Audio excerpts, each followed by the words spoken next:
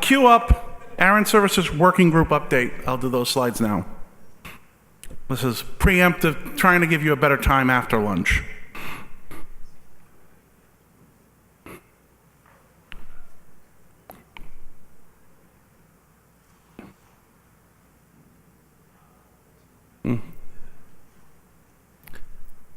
Okay, very briefly, as Nate noted, one of the things that feeds the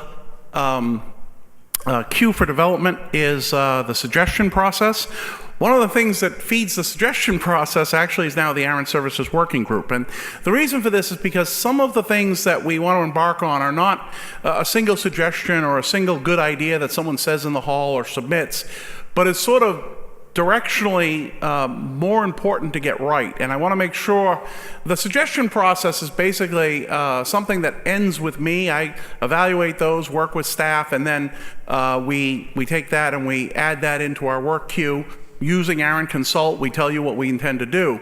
But it occurred to me that some of the things that have been suggested are more labor intensive, and I want to make sure that I vet them sort of off a sounding board before we go out to ARIN Consult. So we formed the ARIN Services Working Group this year, and it assists the President in considering changes to ARIN Services, Standing Committee to facilitate discussion within the community and developing recommendations. So right now we have Aaron Hughes, who chairs it, Paul Anderson, Martin Hannigan, David Huberin, Sean Kennedy, Dimitri, and Matt are all members of the working group. We've just started getting going. The three things, I just want to give you an update of what I have them working on.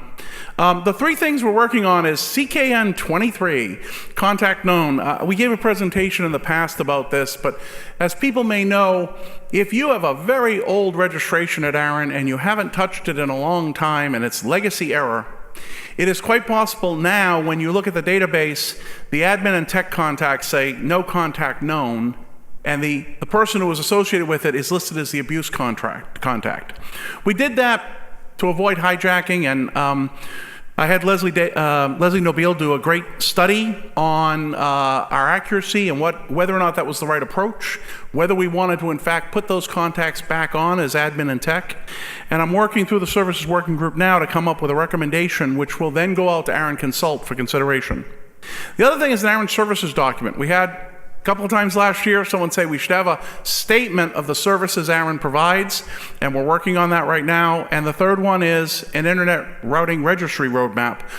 Many times we have people say ARIN should do something with its IRR, and do something, depending on who I talk to on what day, is completely revamp it and do something completely original, or completely replicate what another IRR has done, or don't do anything, push it off a cliff and let's not spend money on IRR.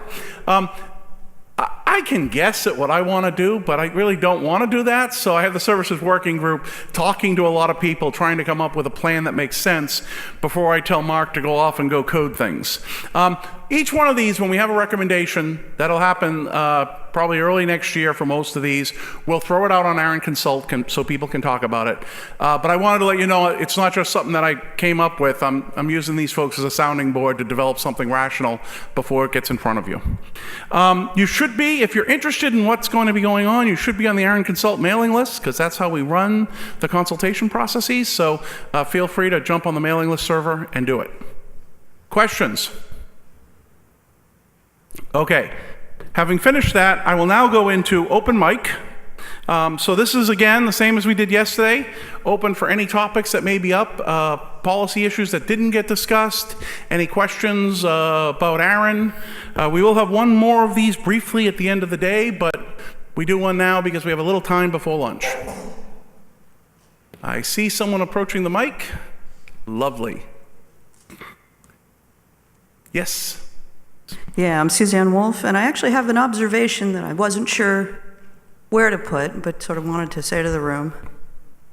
We get a little discouraged sometimes about the deployment of V6 and the advancement of the internet generally, but folks who follow infrastructure might have noticed yesterday that all of the root name servers now have IPv6 addresses in production. Oh, very nice.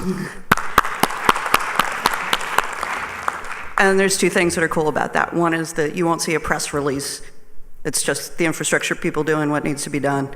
But also, when we get a little discouraged about the rate of deployment, people only add those kinds of services and make those commitments when the quality is there to provide transit and redundancy and all of the things you need. So it's a good sign for the deployment of V6. Very good. Thank you. Okay, rear microphone. Gary Geeson, Central Logic, AC candidate. I'm wondering the community's thoughts on ARIN putting some development resources towards developing an IPAM product, IP address management. I don't think the open source community has, most of the tools out there aren't great and they're very hard to set up and use. And I think this is particularly impacting smaller users who can't necessarily afford the commercial tools. I think it'll help with things like whois accuracy. It'll help. It's probably not the only thing holding V6 deployment back, but it'll certainly help there. So I'm just curious if the community would support such an initiative. People who want to comment on that, approach the mics. I'll say historically, we have had a approach of trying to make sure that the RESTful interfaces that are necessary for such a tool or any other commercial IPAM, we want to make sure we have all the interfaces. You'll see every now and then we roll out new functionality, but we don't yet have the RESTful interface. So we're trying to catch up with that. But the question of going beyond making just the RESTful interfaces available and actually doing some sort of open source or ARIN branded IPAM would need guidance from the community. Yes? Owen DeLong, ARIN AC. I don't think ARIN should develop an IPAM or any other open source software that's sort of more generic than ARIN's direct mission. I think that there are organizations such as the Internet Software Consortium that are much better places to do things like that. Okay. Any other comments on this? I see Kevin. Kevin Bloomberg, a little odd. I'll actually agree with Owen on this. Okay. But more importantly, or a nuance to it, I believe that ARIN having a good set of bootstrap examples for their implementation, very simple bootstrap examples so that other organizations can look at them, will definitely help significantly and could be almost part of the documentation. I do note that on the website, the last time I looked about 4 months ago, it was only one company that was listed as having full support for the RESTful API in their IPAM software. I don't know if that's changed. If it hasn't changed, that's not great on that industry, unfortunately. Okay, got it.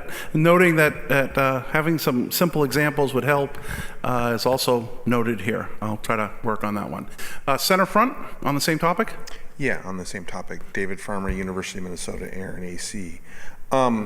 While I completely agree that I don't want to see ARIN take on the whole thing of developing an IPAM, maybe you could find some way to fund some of the other projects or to get them moving along, particularly with an eye on having a reference implementation, an open source reference implementation of something that's using the RESTful APIs that ARIN provides to catch. Okay. If you know of someone doing an open source IPAM who might be in a position to do that, send them to me. I will look around and see what I can come up with. I can water the ground and sprinkle fertilizer, but without a seed, nothing will happen. Actually, something will, but it'll be all sorts of other growth. On the same topic, back microphone. Yeah, Gary Geeson, Central Logic, ARIN AC candidate. So I actually completely agree with Dave. ARIN doesn't necessarily have to own it long term, but if they could provide seed funding or bootstrap something, that would be very useful. Okay. Center rear mic, same topic. John O'Brien, University of Pennsylvania. Just adding some color to this conversation. In our environment, we certainly have unmet IPAM software needs, but they're focused mainly on our internal infrastructure, not on our interface upwards to ARIN. So what I would hope for is that any development efforts in this area would be mindful of augmenting sort of enterprise level IPAMs rather than being ARIN specific. Got it. Helpful. Okay, any other comments on that or any other topics? This is open mic. I'm going to close them shortly.